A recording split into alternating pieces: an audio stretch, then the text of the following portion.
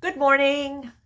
This is the start of the January-February block of acrylics lessons online. Hopefully we'll get back to the senior center pretty quickly. But in the meantime, I do want to kind of just format these newer classes with just a little bit of a different twist with some of the things that we'll look at and approach in our painting. Today's lesson that I'm going to show you is more about abstracting the landscape and the process that I go through to make that happen. You all have been with me long enough to know what a landscape looks like and what we do to accomplish a rendering of what that landscape looks like. Well, my approach today is going to be a little bit different, hoping that you will kind of go a little deeper in your own thoughts about what you want from a landscape painting that you do. We all pretty much know what a landscape looks like, but I really would like you to think about the feeling you had when perhaps you saw this space or you took a picture with your phone. But what we're going to look at is how you arrive at a good composition and how you extrapolate or abstract that what you like or see in the image that you're using to inspire you to paint an abstract landscape. These are the images I sent you. This is the image straight from my phone. Does that panoramic long thing.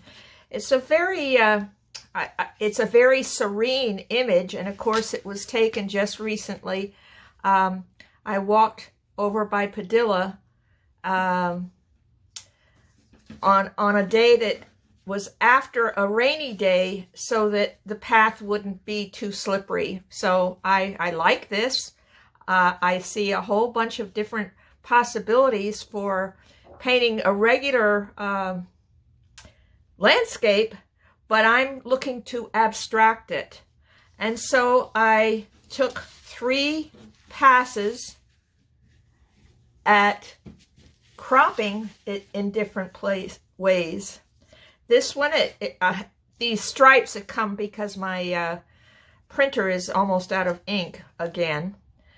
But you can see if I did the tic-tac-toe, the thirds and the thirds, that this building will end up being right at the sweet spot in the tic-tac-toe there, with this being secondary, but it also ends up in the tic-tac-toe.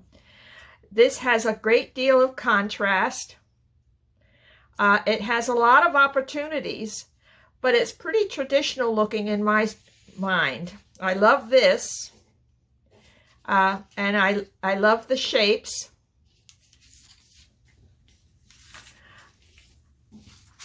I cropped this one from over here. Again, it fits the tic-tac-toe. And by the way, a tic-tac-toe configuration for a composition is not the only one, but I'm doing it this way to simplify for you. So this has a lot of contrast. This can create some beautiful imagery with brush strokes, with contrast, and it ends up having places where I can simplify. So this is a good possibility for an impressionistic, expressionistic, or abstracted landscape. This one is also a good one. I cropped down into a square from this, well, from this to this to this. And I'm kind of liking what happens here too. This would be, for me and possibly for some of you, a more traditional landscape, but it can be abstracted just by simplifying the structure.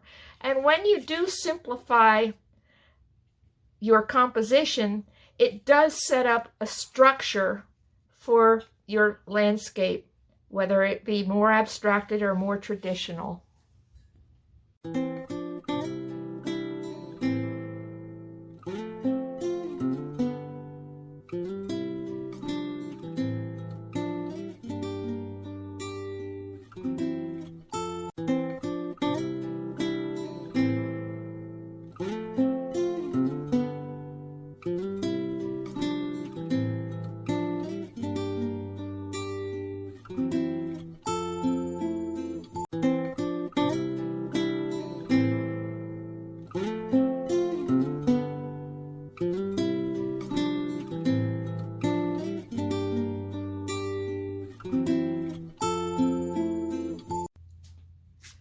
I've done a quick little pencil blocking out of some shapes.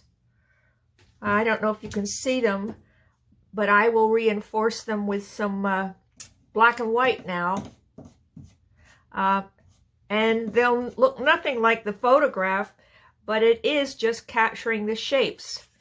On each of these two, those are the two I'm going to work with to start with, there are just about 6 or 7 macro shapes that I will identify, and then maybe just kind of decide to bounce off that and get more abstract right away. Or if it pleases me and or you, I could get more realistic by putting a house in and by putting a mountain in the way it shows up. But what I'm looking to do most of all is to capture the feeling of the space and the place in my mind. And I hope that's what you do with your landscapes.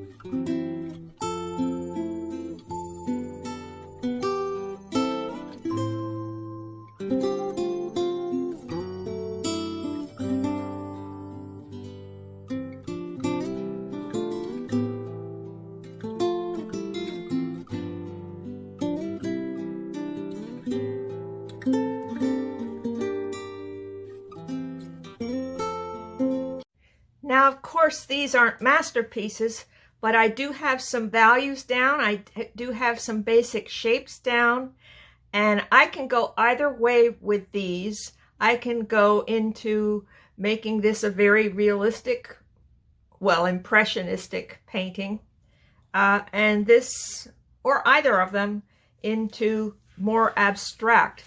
And the next thing I will be deciding is on palette.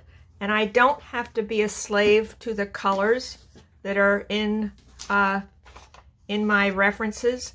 I can make them whatever colors I want, and that will take it to that place that makes it a departure from a more realistic painting. And that is a gift.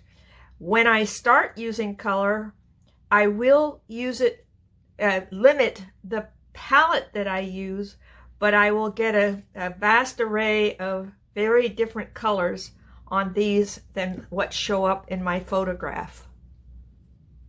So we'll call that part 1 of the lesson. As I decided and shared with you, we're going to take 2 weeks for each lesson.